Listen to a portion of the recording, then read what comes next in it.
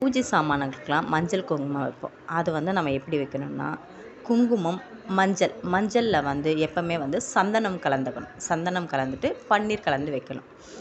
இல்லையா கூட ஜவ்வாதும் சேர்த்துக்கலாம். இது போல் சேர்க்கும் பொழுது ஒரு வாசனையாக இருக்கும். நம்ம வீட்டில் தெய்வ கடாட்சமாக இருக்கும். ஒரு மணமாகவும் இருக்கும். அதுபோல் நம்ம நிலைவாசல்லையும் இது போல் மஞ்சள், சந்தனம், ஜவ்வாது இல்லாட்டி பன்னீர் இதெல்லாம் மிக்ஸ் பண்ணி நம்ம வீட்டு நிலைவாசல்லையும் இது போல் வைக்கணும். அதுபோல் நம்ம வீட்டில் பூஜை சாமான்கள், விளக்குகள் எல்லாத்துக்குமே இது போல் நம்ம மஞ்சள் குங்குமம் வச்சு வழிபாடு செய்யும் பொழுது நம்ம வீடே ஒரு தெய்வீக மனம் வீசும்.